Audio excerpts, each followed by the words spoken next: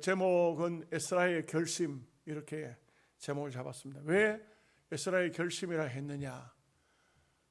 여기 말씀 속에는 특별하게 나타나지는 않지만 에스라는 히브리 백성이 바벨론 땅에 살다가 고국 땅으로 돌아간 지 22년쯤 지나서 돌아온 사람입니다. 2차 기한된 사람이죠. 그 에스라서의 저자이기도 합니다.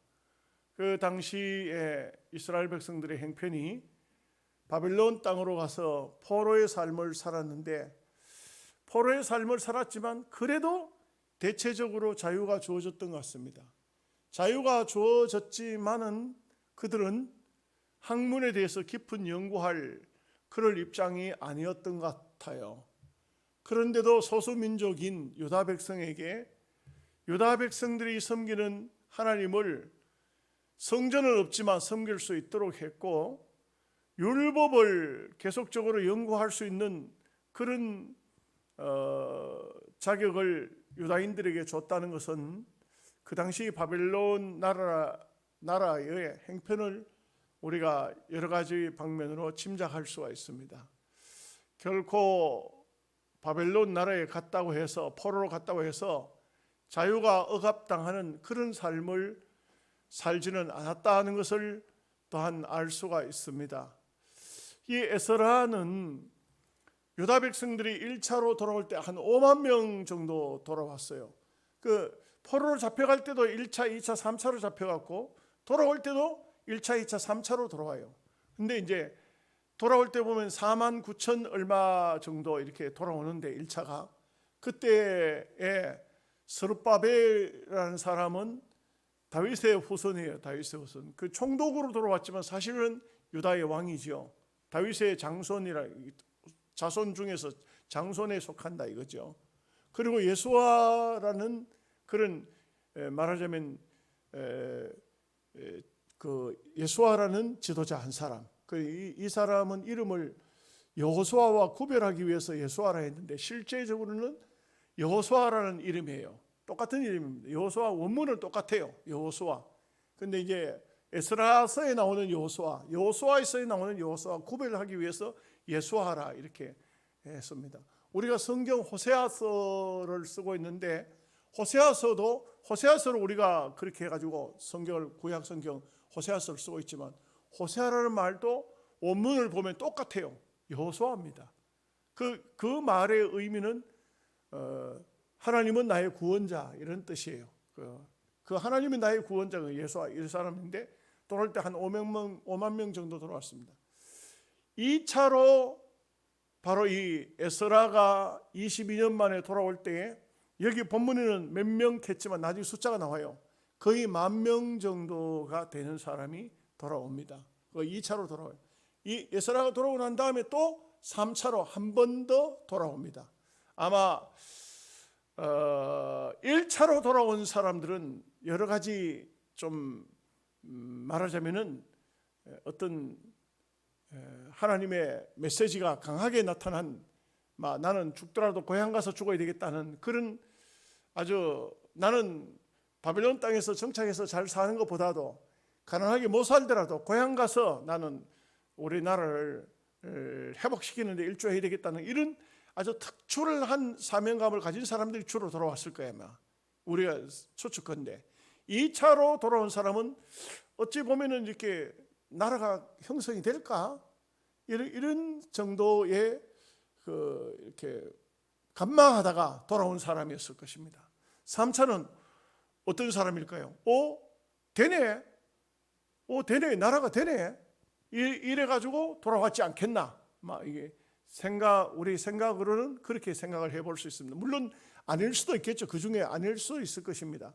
아닌 사람도 있을 테지만, 그러나 1차, 2차, 3차로 돌아갔지만 실제 보면은 바벨론에 그냥 남아버린 사람도 많습니다. 바벨론에 남아서 바벨론인으로 흡수가 되어버린 사람도 많겠죠.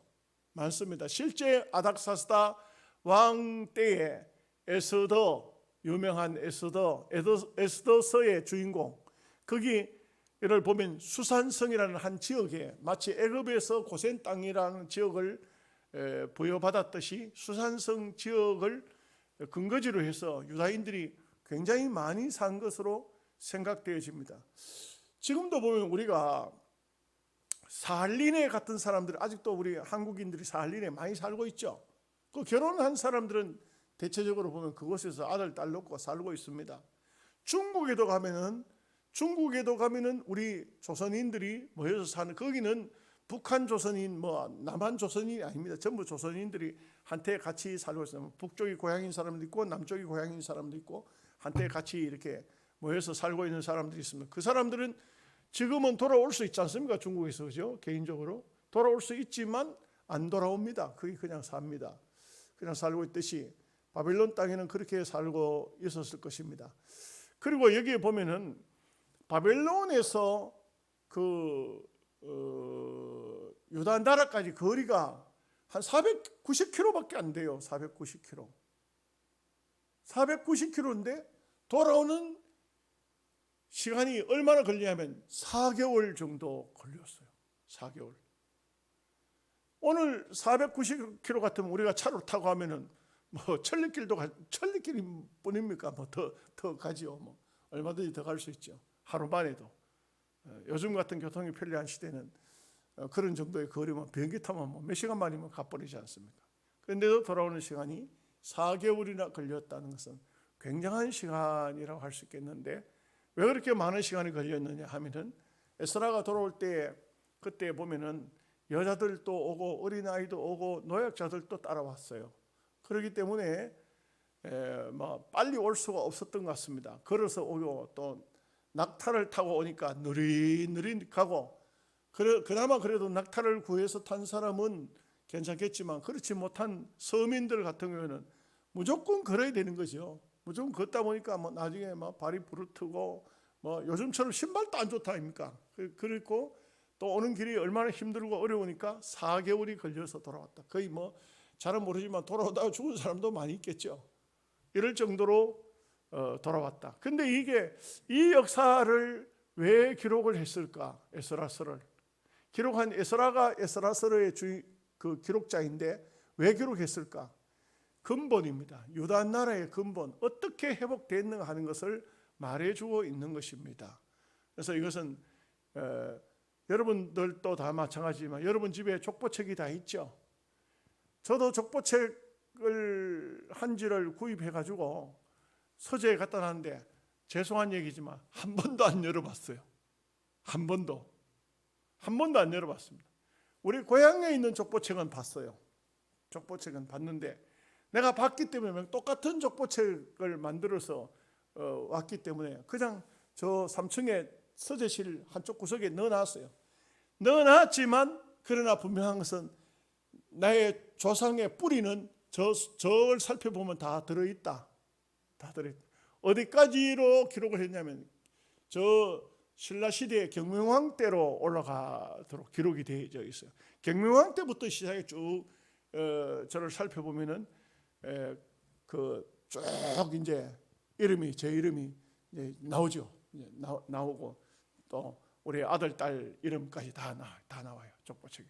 상수성애까지 족보책 속에 다 들어있어요. 그러니까 뿌리죠, 뿌리. 그래서 유대 나라의 뿌리가 에스라서에 들어있다. 이렇게 볼 수가 있겠습니다. 사람의 결심이라는 것은 참 놀랍습니다. 에스라는요, 오늘 말씀에 가만히 보면 아닥사스다 임금이 굉장히 총애하는 신하입니다. 비록 유다인이고 제사장이고 이렇지만 굉장히 얼마큼 신뢰하느냐 하면 에스라를 돌려보내면서 에스라를 아무도 건드리지 마라. 아무도 에스라를 해하지 말라.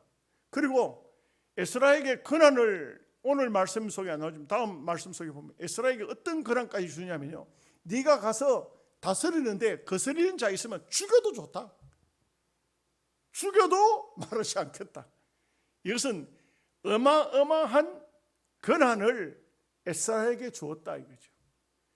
이 말은 무슨 말이냐면 에스라는 이 바벨론이라는 거대한 127도 되는 그런 거대한 나라에서도 중요 요직의 인물이었다. 느헤미야서를 보면 느헤미야에 대한 얘기가 나오는데 그 사람도 역시 중요 요직의 사람, 장관 중에 한 사람이었는데 에스라도 역시 그 나라에서 소수 민족의 한 사람이지만 학자였어요. 여러분, 학자는요 다 좋아합니다. 어느 나라에든 간에 학자, 아주 그런 머리가 뛰어난 그런 사람들 다 보호합니다. 인재로 여깁니다.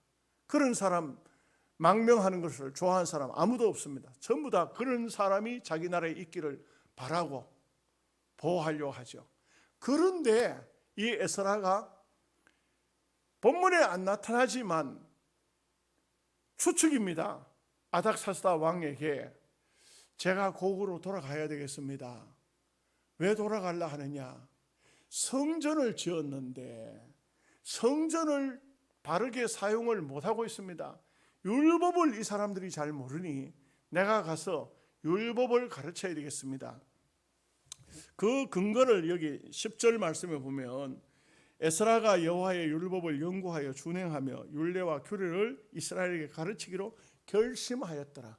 이 무슨 말이냐면 유다인들이 성전까지 다 지었습니다. 스룹바벨 성전이 지어졌습니다. 제사장까지 다 이제 갖추었습니다. 그런데 하나님 앞에 바른 제사를 드리지 못하고 율법을 가르쳐 주는 사람이 없으니까 후계자 양성이 안 되고 있는 그런 현실을 다 듣고 있었어요. 그래서 이 에스라가 하나님께 자기는 받은 은사가 뭐냐?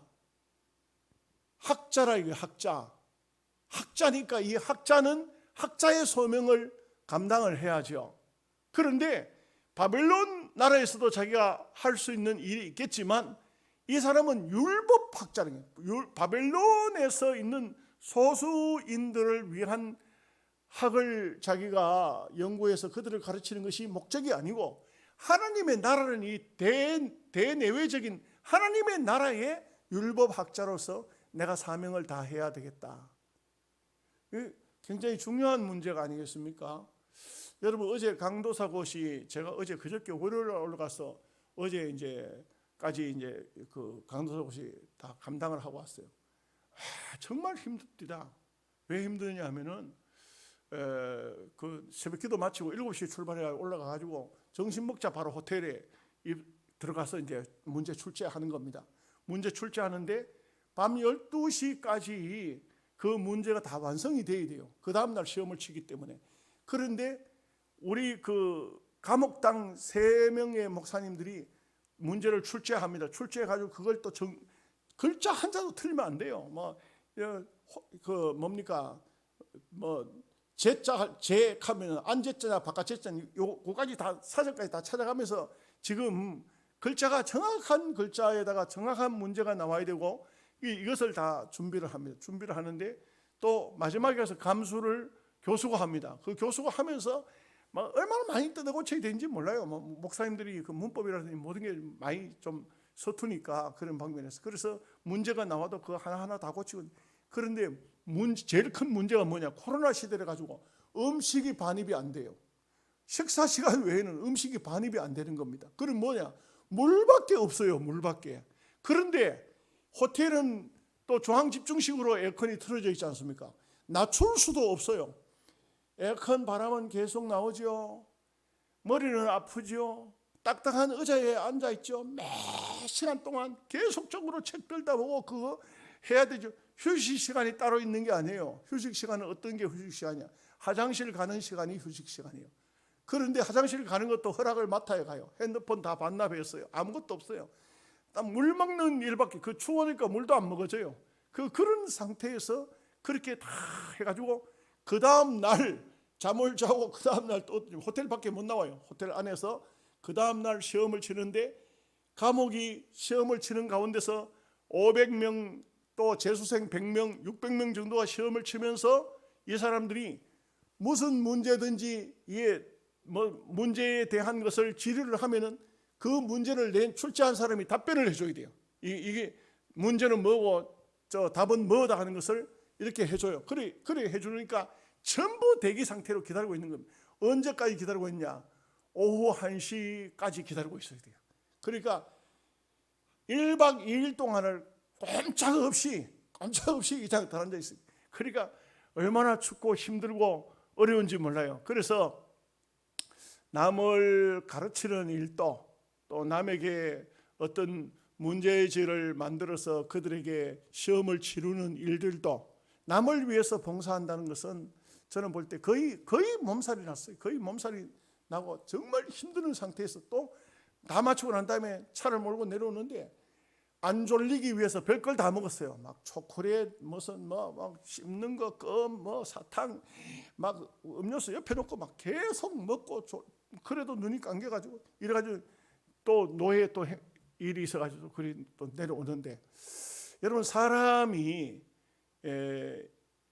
편하게 살고 또 자기에게 어떤 유익을 쫓아서 살아가는 사람 같으면은 그 사람은 옳은 인생의 삶을 사는 사람이 아니에요.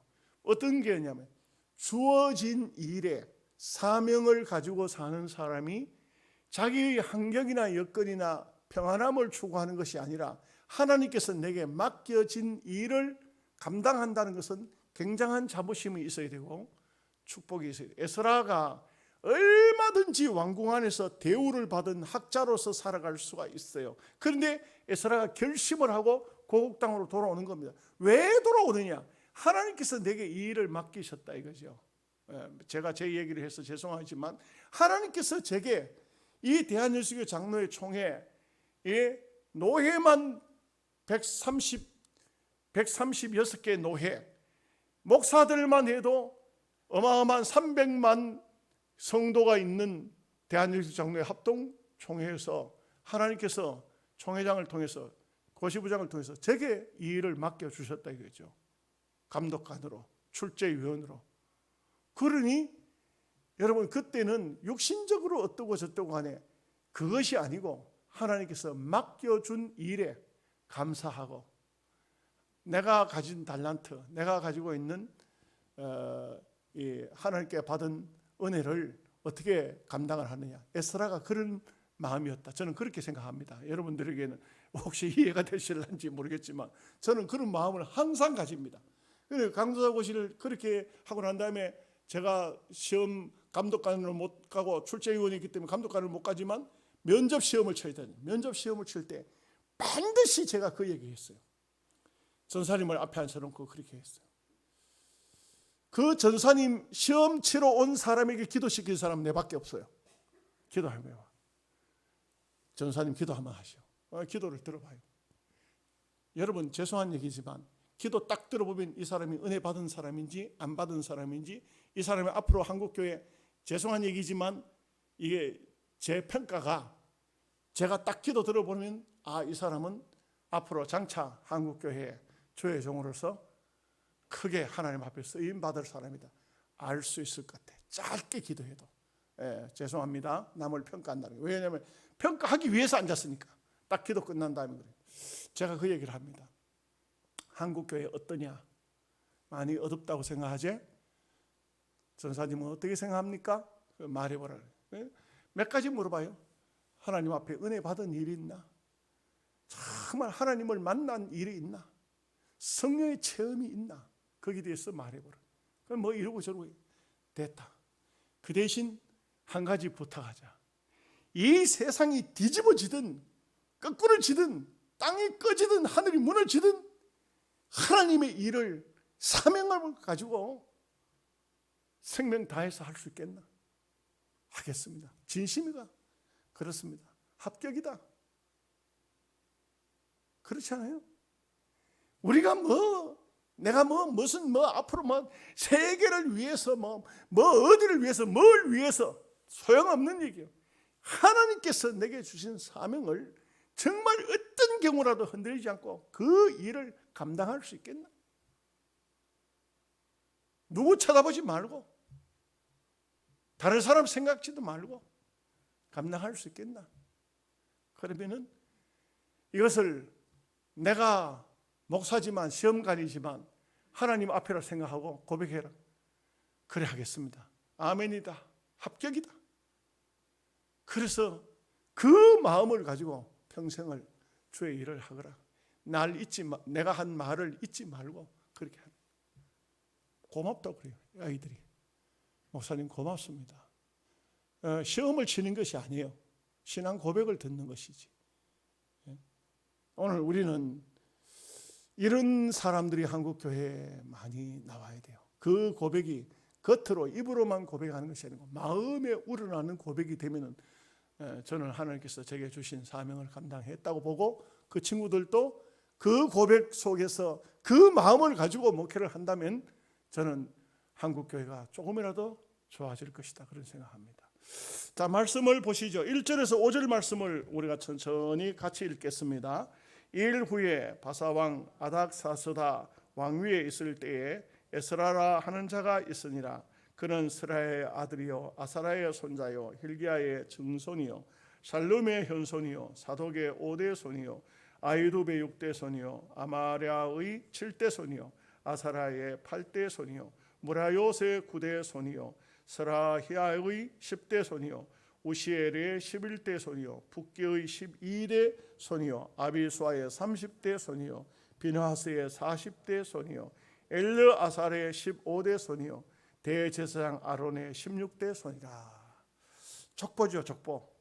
절대로 에스라는 가상인물이 아닙니다. 가상인물을 이렇게 만들어낼 수가 없습니다. 제사장의 족보 속에 여기 우리가 아는 이름들도 많이 나오죠. 비느하스라든지 여기 보면 사독은 언제죠? 다윗 때 유명한 제사장 다윗. 그 사독의 5대 손이라고 했지 않습니까? 그죠? 그리고 여기 보면 아사랴 이런 제사장, 비느하스 14대 손, 이 족보입니다. 족보. 자기의 조상들. 저는 우리 조상들 이름을 잘 외우지를 못해요. 그냥 아버지, 할아버지 정도밖에는 잘 몰라요. 모르는데 물론 외우려고 하면 외울 수 있겠지만 유대인들은 이 족보를 굉장히 좋아해요. 우리나라 사람들도 족보를 좋아하는 사람들 족보책 들다 보고 그 족보책 들다 보고 그 족보를 외우는 사람이 잘 없겠지만은 옛날 어른들은 참 그 족보를 절대 멀리도 안 둬요. 방구석에 이렇게 우리 아버지도 보면 방구석에 그래 심심하면 그 족보책 꺼내가지고 그래가지고 얘기를 해줍니다. 또 우리 아버지가 우리 동네 그 박가들 동네 우리 박가들 고령박가들 한 동네 살고 있었는데 유사였어요. 고령박가에 유사였어요. 유사기 때문에 가요. 유사들 모임이 있을 때 갔다 오면은 저 경주에 어떤 묘지 사진 찍어가지고 뭘 해가지고 그래 가져와가지고 또 자식들한테 그것도 설명해. 하나도 못 알아듣겠는데 그걸 이야기를 하고 있어요. 그 아버지는 아주 즐겁게 아주 그냥 열심히 이야기를 한다고요. 여기에 에스라라는 사람이 딱 등장을 하면서 어떤 사람이냐 족보를 쫙 이야기해. 조상들을 쫙 얘기해. 그 여기 대해서 조상들에 대해서 족보에 대해서 사독 제사장이다 비느하스나 이런 사람 비느하스 제사장 같은 경우는 유명한 사람 아닙니까? 어떤 게 유명하죠? 그때 당시에 24,000명 광야에서 모압 그 우상에게 절하고 제물 먹고 하나님의 막 언약으로 24,000명이 막 죽어갈 때 그때 비느하스가 하나님 앞에 창을 들고 가서 죄를 짓는 남자와 여자를 갖다 막 창으로 성경대로 보면은 창으로 막 그대로 찔러버렸어요. 그래 찔러버리니까 비느하스의 분노, 비느하스의 진노, 하나님의 진노를 비느하스가 나타내. 하나님께서 그걸 보고 바로 비느하스의 그 분노를 보면서 언약을 중단시켜 주셨어요.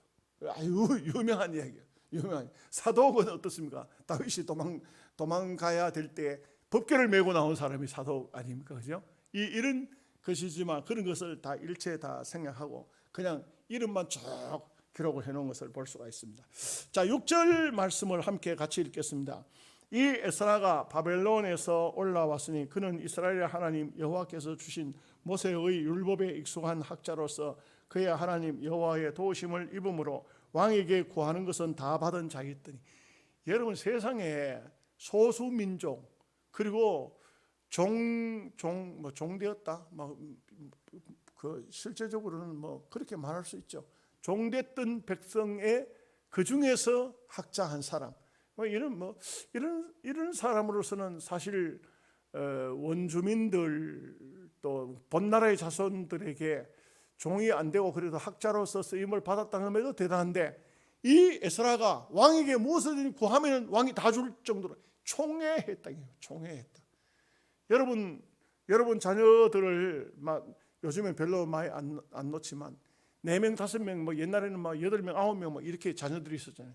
그 중에도 부모가 어떤 자식을 땡깡을 쓰고 달락해도 안 줘. 머리 집박을 달락해도 안 줍니다. 그런데 어떤 자식에게는 달라 소리 안 해도 저만 밑에 엄마가 뭘 감춰가지고 딱 주는 그런 자식들이 있어요. 지금 여러분들이야 잘 모르겠죠. 그런 얘기. 우리는 어릴 때 그런 거 경험 많이 했어요. 그런 엄마들이 있어요. 와 같이 에스라라는 사람은 왕에게 총애를 받는 사람이었다. 이런 사람이 인간적으로 같으면 거기 살지 말라고 하겠어요? 사명감 때문에. 여러분, 아무리 평화로워도 아무리 유익해도 사명감에서 떠나는 그런 장소는 가지 마십시오. 이렇게 비유하면 돼요. 부유한 삶을 살고 잘 먹고 잘 살아도 예수 없는 장소는 가지 마십시오. 성공자의 길이라 할지라도 주의를 못 지킨다면 가지 마십시오. 우리가 집사, 장로, 집사, 권사 이런 직분에 손해가 되는 일 같으면 육신적으로 아무리 영광스러운 일도 하지 마십시오. 여기서 우리가 에스라에게서 배울 수 있는 건 그겁니다. 또 반대로 얼마든지 지금 현재 삶이 평화로워도 하나님이 부르시는 길로는 가십시오. 여러분들에게 육신적으로 굉장히 이건 내가 엄청 손해보는데 손해봐야 됩니다. 내가 예수 믿다가 굉장히 손해봤어. 여러분, 예수 믿다 손해본 것이 큰 축복인 줄 알아야 됩니다. 왜 손해봤다고 생각하십니까? 나 이번에 예수 믿다가 굉장히 불이익을 당했어. 왜 불이익을 당했다고 보십니까? 하나님께 얼마나 영광이 될 텐데, 하나님 얼마나 기뻐하실 텐데. 그래, 네가 예수 믿는다고 내 때문에 물질도 그렇게 손해봤구나. 네가 이번에 예수 믿는다고 그 세상 사람에게 온갖 욕을 다 먹으면서도 입 다물고 있었구나. 주님이 다 아시지 않습니까? 이것이 대단히 귀중한 일입니다. 7절 말씀 보겠습니다. 아닥사스다 왕 제7년에 이스라엘 자손과 제사장들과 레위 사람들과 노래하는 자들과 문지기들과 님 사람들 중에 몇 사람이 예루살렘으로 올라갈 때에, 몇 사람이 아닙니다. 한 10,000명쯤 돼요. 10,000명, 9,000 몇백 명 됩니다. 나중에 보면 나옵니다. 8절 말씀. 이 에스라가 올라왔으니 왕의 제7년 5째 달이라. 그래서 왕의 제7년 5째 달. 9절 말씀 보겠습니다. 첫째 달 초하루에 바벨론에서 길을 떠났고 하나님의 선한 손에 도우심을 입어 5째 달 초하루에 예루살렘에 이르니라. 딱 넉 달 걸렸다.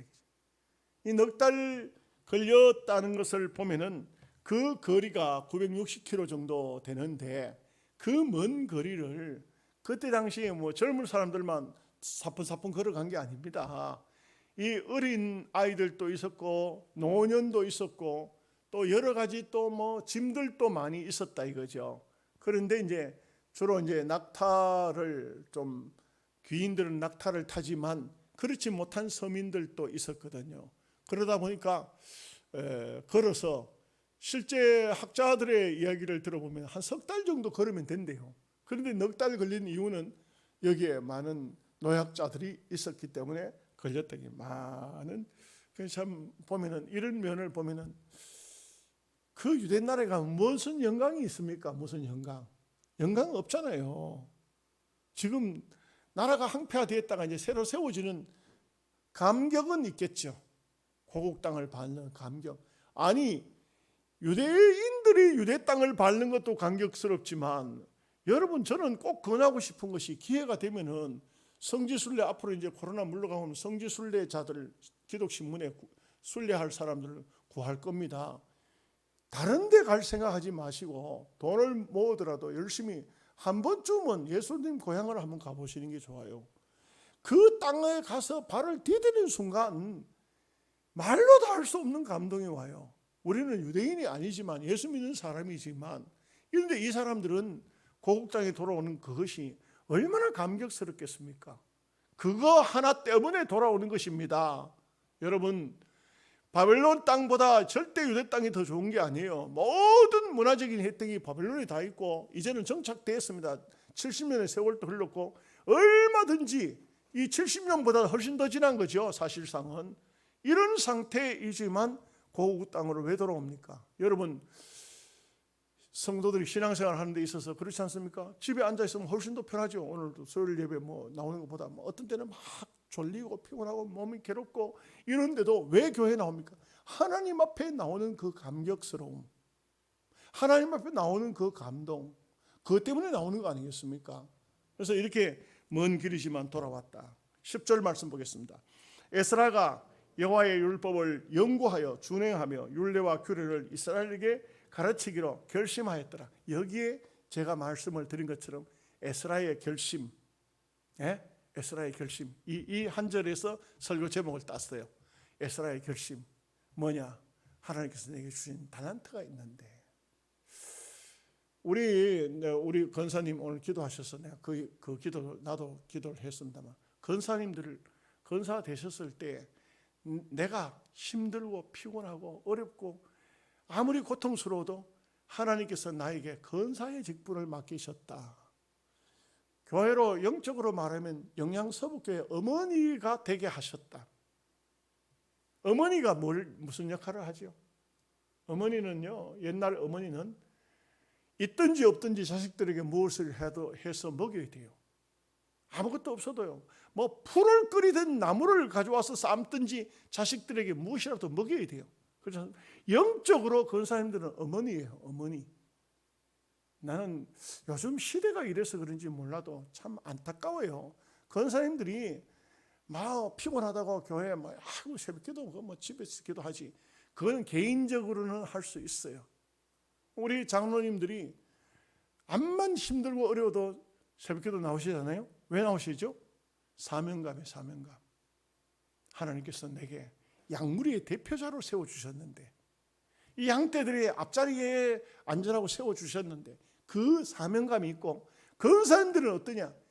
아무리 힘들고 어려워도 기도해야 된다. 내가 영적으로 어머니 되게. 이 교인들 자체가 장로님들하고 권사님들하고 좀 관계가 조금 좀 분야별로 다른 면이 있는데, 권사님들은 영적으로 내 자녀를 먹이듯이 기도해야 돼요. 자녀들을 위해서. 이 사명감이라고 할 수 있겠습니다. 이런 사명감을 좀 우리가 가지면 좋겠어요. 에스라가 그 바벨론 땅에서 얼마든지 대우받고 잘 먹고 잘 살 수 있지만 결심했어요. 내 백성들에게 내가 가지고 있는 달란트를 가지고 가서 사명을 감당해야 되겠다. 사명을 감당해야 되겠다. 제가 코로나를 맞았는데 그 기도했더니만 그 코로나 백신 맞고 난 다음에 괜찮더라고요. 괜찮은데 잠자려고 하는데 그때 싹 몸이 아프기 시작하는 거예요. 이제 막 힘들지. 그래서 안 되겠다. 이거 아무래도 내일 가면 좀 많이 심하지 싶은데 우리 부목사한테 새벽기도 설교를 하라 되겠다. 전화하니까 우리 부목사 특징이 일찍 자요. 일찍 자고 일찍 일어나요. 그러니까 전화를 안 받는 거야. 그러니까 내가 계속 전화하면 미안하겠어. 온 가족 식구 다 깨우겠어. 그래서 전화를 끊고, 그래서 내가 생각을 잘못했지. 강단에 나가서 죽으면 죽지. 그거 그렇게 새벽기도 설교하기 어렵다고 또 부목사한테 맡기려고 했나. 그래서 잠을 자고 진통제 하나를 먹고 잠을 자고 새벽기도를 나왔어요. 근데 새벽기도 나와서 예배를 인도하는데 아무 이상이 없더라고요. 왜? 마음이, 결심이라는 것은 굉장히 중요합니다. 내가 주의 종인데 설교하다가 강단에서 죽으면 죽는 것이지, 이런 마음을 가지면은 그러면요 무엇이든지 다 감당할 수가 있어요. 여러분 권사님들은 한번 따라 할까요? 새벽기도 하다가 죽으면 죽지. 한번 따라해 보세요. 새벽기도 하다가 죽으면 죽지. 안 하실라 하네. 아이고 피곤해. 피곤하면 죽지 뭐. 죽게 박이 더 하겠나. 11절 말씀 보겠습니다. 같이 읽겠습니다. 여호와의 계명의 말씀과 이스라엘에게 주신 율례 학자여 학자 겸 제사장인 에스라에게 아닥사스다 왕이 내린 조서의 초본은 아래와 같으니라. 사실 아래의 초본이 굉장히 중요한 초본이 나오는데 오늘은 15절까지 너무 말씀이 많아서 끊었습니다. 12절 말씀 봅니다.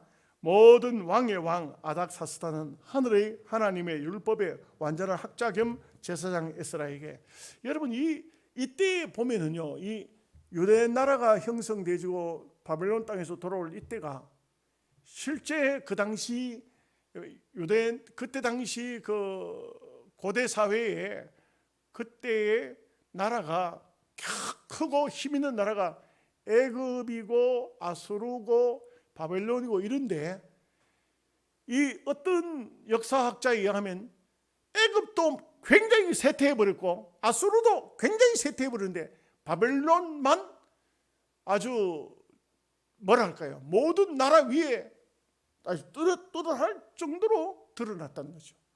그러니까 이 바벨론, 페르시아지만 이 페르시아 이 왕이 하는 말이 자기를 스스로 가르치기를 왕의 왕이라 이렇게 말할 정도로, 그렇게 우리는 왕의 왕이 누구십니까? 예수님. 근데 이 아닥사스 때가 페르시아에서도 굉장한 전성기였다고 말할 수가 있어요. 그런데도 불구하고 이런 왕이지만 얼마나 에스라에게 총애를 해서 칙령 조서를 내렸는가 하는 것을 볼 수가 있어요. 여러분, 저는 볼 때요 이런 생각이 들어요.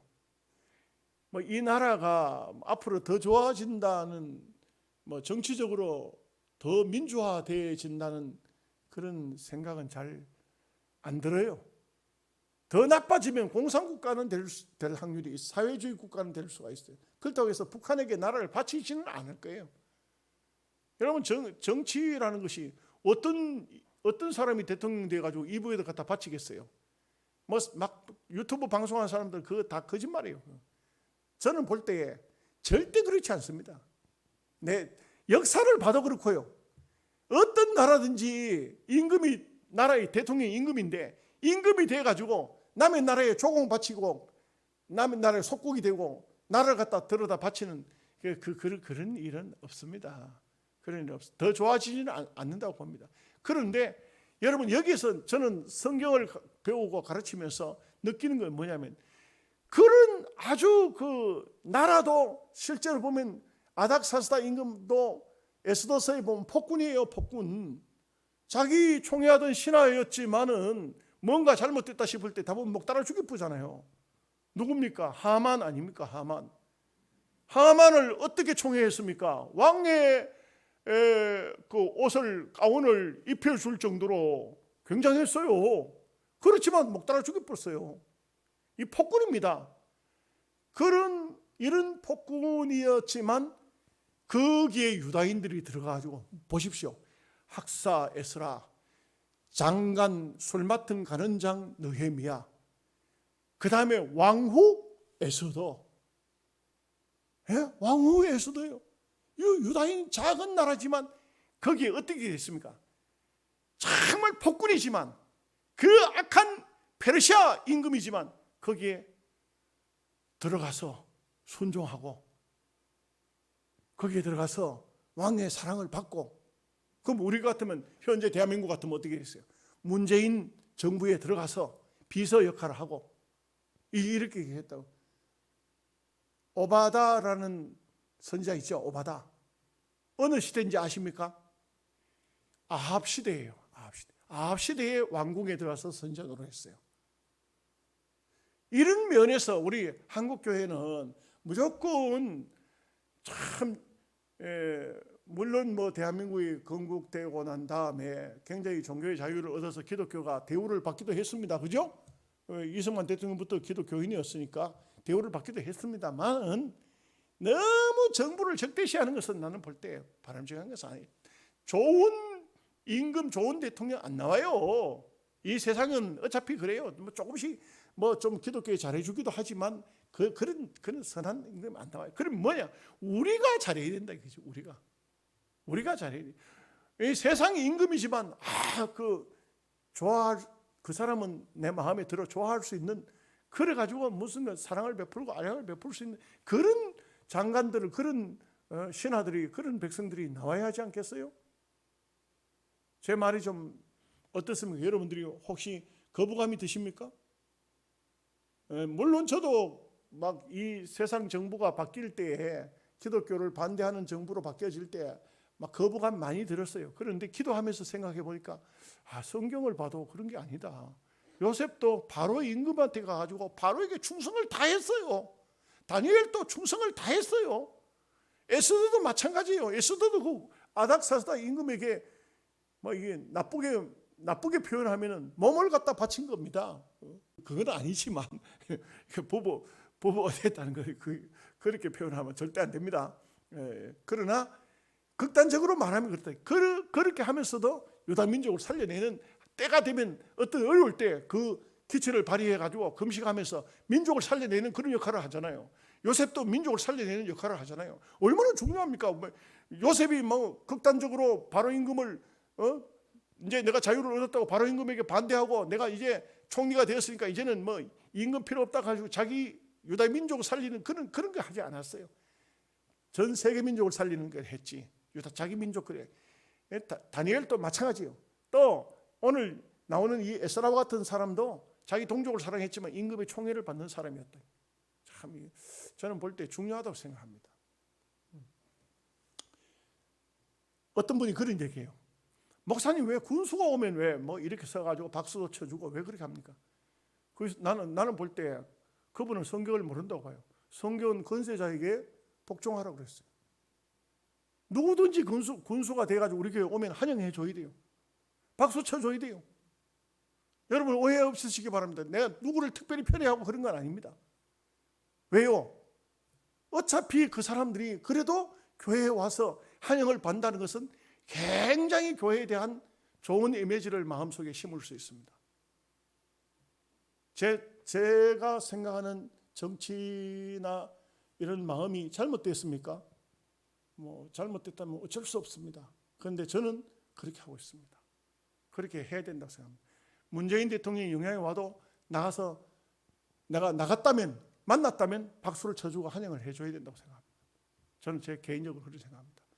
막 물러가라고 ความ지르고 문재인 우리나라를 떠나라, 대한민국 떠나라, 이 벨기에 새끼야 하고, 그거는 하나님의 법을 어기는 것이라고 생각합니다. 하나님은 위에서 난 권세에게 복종하라고 성경이 말씀했기 때문에, 바울도 제사장 가야바의 저 입을 쳐라 하다가 네가 함부로 대제사장을 욕하느냐 하니까 나는 대제사장인 줄 몰랐노라, 바로 사과해요. 이런 면을 참고하시면 좋겠습니다. 혹시라도 가끔 또 이런 말씀이 나오니까 또 제가 들었던 얘기를 한번 해주는 것이 좋겠다 싶어서 여러분들에게 하는 겁니다. 뭐 세상 권력자에게 아부하려고 하는 거 아닙니다. 그분이 하나님이 내셨다 생각하니까 그렇게 한다, 이렇게 이해를 해 주시면 좋겠습니다. 13절 말씀 보겠습니다. 조서를 내리노니 우리나라에 있는 이스라엘 백성과 그들 제사장들과 레위 사람들 중에 예루살렘으로 돌아갈 뜻이 있는 자는 누구든지 너와 함께 갈지어다. 잡아올 때는 강제로 다 붙잡아, 다 잡아. 저 도망가는 저 녀석 잡아.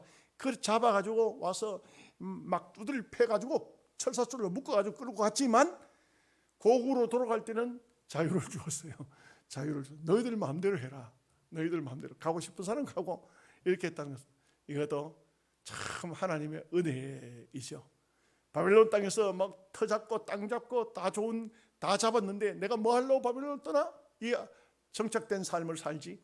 그러나 고국 땅에 가면은 힘들고 어려운데, 그러나 힘들고 어려워도 그것은 약속의 땅, 주님이 함께 하시는 땅, 새초부터 새말까지, 역사가 시작될 때부터 끝날 때까지 주님의 눈동자가 머무는 곳, 그거죠. 그래서 말하자면 이렇게 말하는 겁니다. 오늘날 또 엄격히 말하면 예수 믿을 사람은 믿어라, 안 믿을 사람은 놔두고 자유다. 강제로 예수 믿어라 하는 게 아닙니다. 고국 땅으로 돌아갈 사람은 돌아가라. 이것은 에스라를 따라서 돌아갈 사람은 돌아가거라. 이것은 신앙의 자유입니다. 강제로 가라고 하지 않습니다. 바벨론을 끌고 갈 때는 강제로 끌고 갔지만 하나님 뜻입니다. 가서 그렇게 했지만 고국으로 돌아가는 것은 자유입니다. 14절 말씀 보겠습니다. 너는 내 손에 있는 내 하나님의 율법을 따라 유다와 예루살렘 형편을 살피기 위하여 왕과 7 자문관의 보냄을 받았으니, 여기는 자문관이라 했는데 자문관이라는 말보다가 개혁판에 모사하는 그 말이 더 맞아요. 나라를 건설하고 세우는데 머리가 좋은 그런 에스라와 같은 학자들, 이런 사람들을 같이 보내가지고 나라를 전체적으로 기틀을 마련하는, 우리 대한민국도 아직도 확실한 기틀이 안 잡혀졌죠. 그죠? 그렇지 않습니까? 그죠? 그와 같이 나라를 하나 만들어가지고 기틀을 만들고 백성을 다스리고 나라가 형성되도록 한다는 것은 쉬운 일이 아니에요. 그래서 여기는 많은 학자들을 같이 보냈는데, 이 7명의 자문관, 7명의 기술 고문, 또 개혁판에 되는 모사들, 이런 사람들이 왔다는 것은 굉장히 분야별로 이 사람들이 좋은 일들을 많이 나라를 세우는데 경제적인 면에, 정치적인 면에, 문화적인 면에, 무슨 어떤 분야별로 다 그 나라를 이제 바로 만들어야 되잖아요. 만들어야 되니까 이런 사람들을 보내줬다. 이건 뭘 말하죠? 아닥사스다 왕의 배려입니다. 배려. 충분한 배려. 그냥 에스라만 돌아가라 이런 것이 아니에요. 네가 돌아가서 잘해봐라 이런 것이 아니에요. 에스라가 가서 일할 수 있는 모든 환경을 이 왕이 다 바벨론에서 나름대로 좋은 사람들을 뽑아가지고 같이 보내줬다.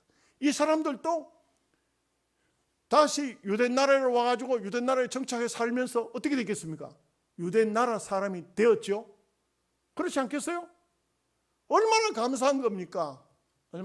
억지로 왔지만 와서 보니까 그 귀한 축복이에요. 시몬이 억지로 십자가 졌지만 얼마나 큰 축복입니까? 역사의 길이 남는 예수님의 십자가를 대신 진 이런 귀한 축복이 아니겠습니까? 이 사람들도 축복입니다. 오늘 15절까지만 보겠습니다.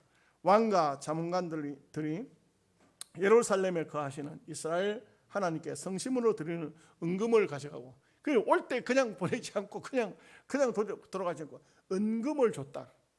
말하자면 가장 귀중한 보물들을 가지고 가서 너희들 가서 억지로 땅 파가지고 심어가지고 그렇게 먹는 게 아니고 너희들은 은금을 풍부하게 가져가서 나중에 보면 그래요. 하나님께도 드리고 너희들도 풍족하게 쓰고 그렇게 해라. 우리가 어째 보면 선교사를 파송할 때 선교비만 줘서 보내놓으면 선교사들이 골탕 먹습니다. 애 먹습니다.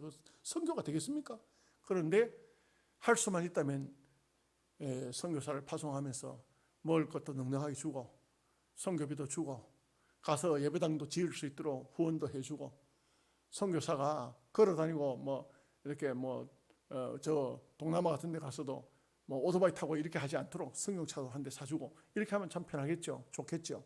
이 자문관들이 오는데도 은금을 줘서 보냈다. 참 얼마나 세심하고 얼마나 감사하고 얼마나 귀한 일들입니까? 이것은 한마디로 말해서 하나님의 귀한 섭리가 이 속에 흐르고 있다.